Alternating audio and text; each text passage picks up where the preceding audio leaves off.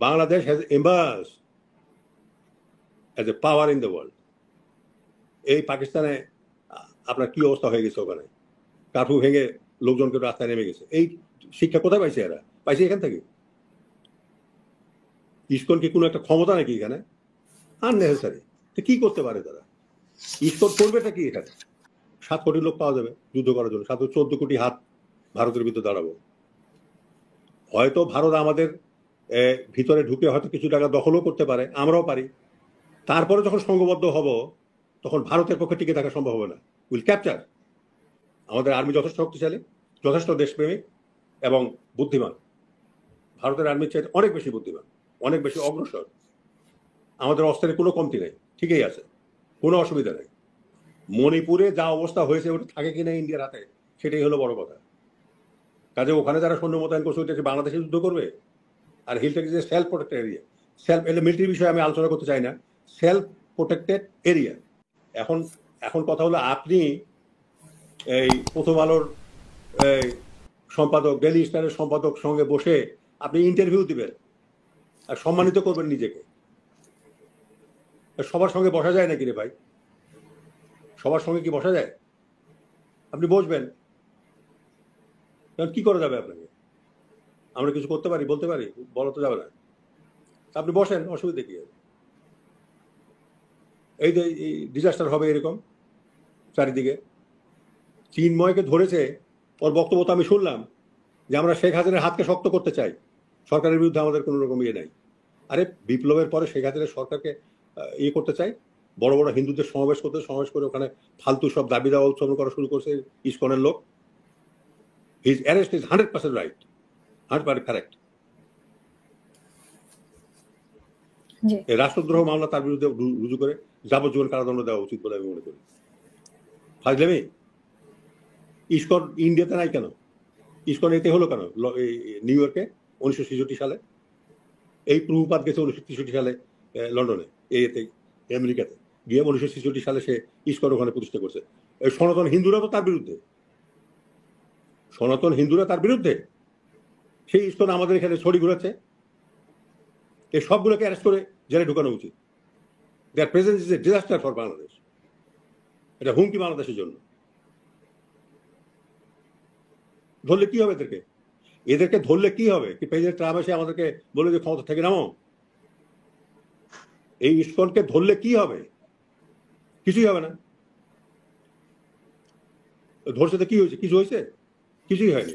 বিক্ষোভ করছে, ওকে ধরছে কেন এটা নিয়ে বিক্ষোভ হচ্ছে। আরে বিক্ষোভ হলে কি হবে?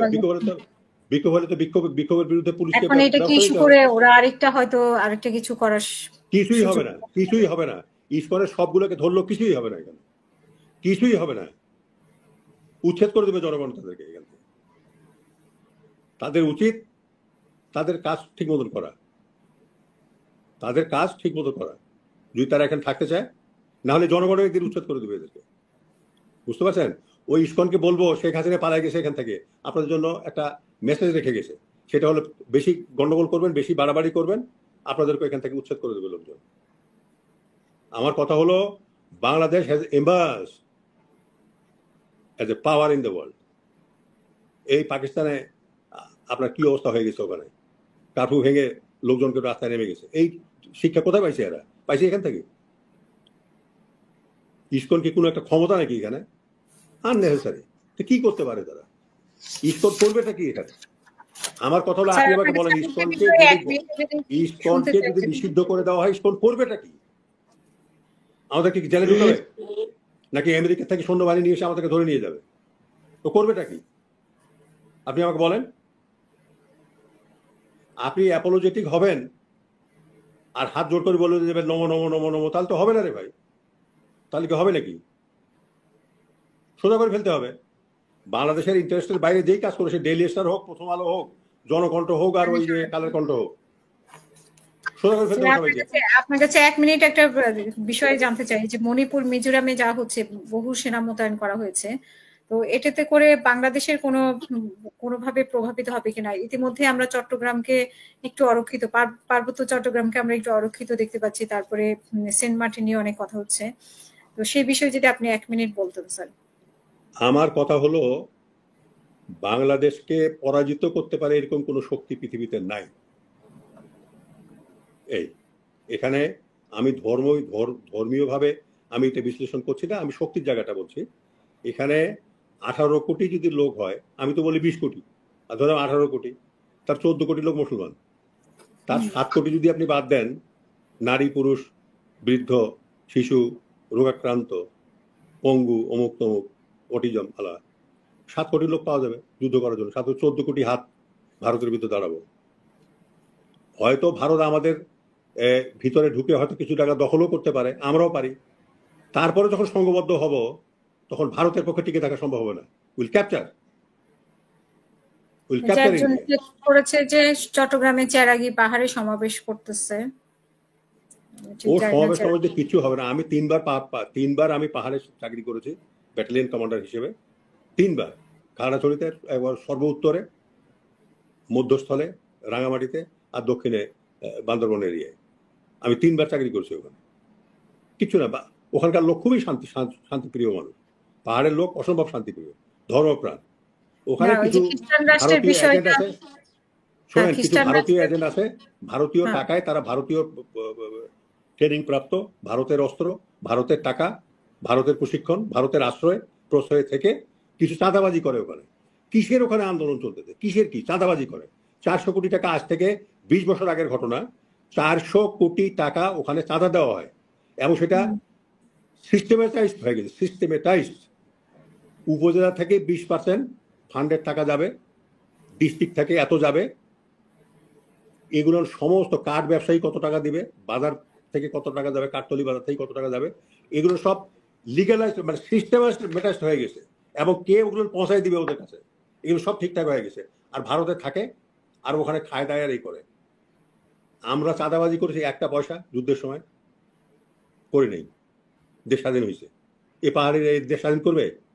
কিভাবে করবে? চাঁদাবাজি করে দেশ স্বাধীন করা যায়?